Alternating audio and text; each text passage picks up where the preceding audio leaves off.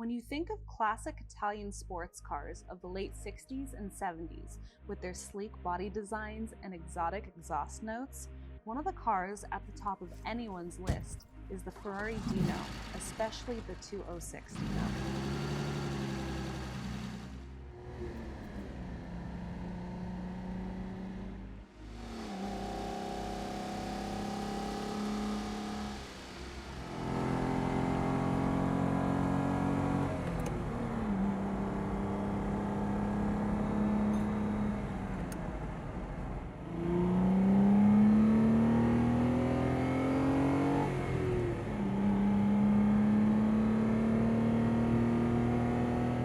The Ferrari 206 Dino was produced between 1968 and 1969. There were 154 cars built, making them extremely rare and valuable cars. It has a 2-liter transverse-mounted V6 engine that produces about 185 horsepower. Now, there's many differences between the 206 and the more popular 246 cars, visually and internally. When you initially walk up to a 206, you can tell the difference between this and a 246 by the front bumpers. The bumpers on these cars are a lot thinner and they have a rubber stripping down the center. Now, also unique to just the 206 are the windshield wiper arms, which are Magneti Marelli arms, and they were only made for this model. So if you have a 206 that doesn't have the right wiper arms, and you can happen to find some somewhere for sale, they're gonna run you $6,000 to $8,000 because they're so hard to find. The wheels on the 206 are also different than the 246. These have knockoffs, whereas the 246 have the bolt-on campagnolas. The door locks on the 206 are also placed higher up on the door, whereas the 246 have them lower down. And just like the windshield wiper arms, the gas caps on these cars are unique to the 206 model. So if you don't have the right one on your 206 and you need to find one, it's going to be a mission just like with the windshield wiper arms.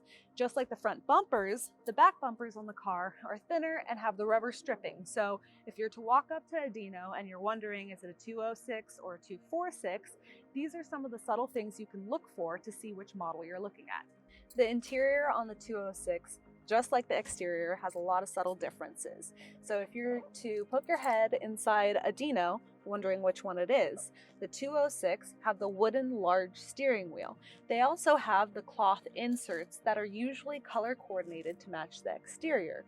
And the headrests on these cars are bolted to the bulkhead instead of the back of the seat.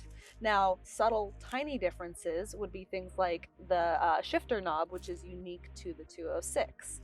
They also have the elongated glove box that goes over the whole passenger side of the car, making them very different, and you look at it and you just know. I mean, they're not even, when you see the Dino 246 and 206 side by side, they look pretty similar, but you stick your head inside them and there's vast differences. Some of the small differences or big differences that you won't be able to tell just by walking up to the car is that the 246 were all steel-bodied cars, whereas the 206 were all alloy bodies with alloy blocks, making them much lighter than your 246 Dino. Now, the subtle differences in the engine bay would be things like the cam covers have a different finish than the 246. Plus, because these cars were produced in 1968 and 1969, that was before any EPA regulations, so none of the 206 came with any smog equipment. This Dino is number 72 of the 154 206 builds, and it just completed a mechanical restoration at a cost of over $75,000. As part of the restoration, they redid things like the suspension, which when they do powder coating, it's something that they didn't have in the late 60s and 70s. So when cars are restored today with today's technology, a lot of times they look better than they did when they rolled out of the factory 40 or 50 years ago. Part of the service on this car also included the important things that make it run correct and drive like how it should. So it had a valve job and the carbs were rebuilt and all the other little things. It had the clutch redone, just so when you drive it, it shifts smooth, it starts instantly, and it does everything it's supposed to. It also had important things done for 206. The muffler and exhaust system on this car is just like the gas cap and the windshield wiper arms, It's unique to the 206. So when we first got the car, it didn't have the right exhaust system. So it was something that we had to source and put the correct one on, just so this car has everything it's supposed to have.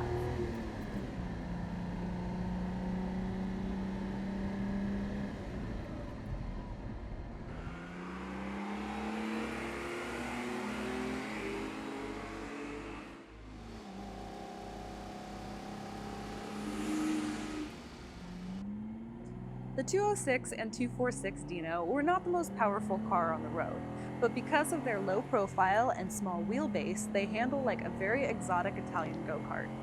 Their lightweight makes handling very easy, even at low speeds and in tight places. Every drive running it through the gears may not be the fastest driving experience, but the wonderful sound of the engine revving and the shorter shift times keep you very busy, making it feel like a qualifying lap at Sebring. Now that you know a little bit more about the 206, maybe next time you see a Dino out on the road, you'll be able to look at it and go, oh, I know which model that one is. Luckily for us, we have a 246 Dino here as well, so we plan on doing another video in the near future of the 246 and hopefully a little side-by-side of the two cars so you can see each individual thing next to each other. So please stay tuned for the next video, hit like, subscribe, and we'll have lots more content coming in.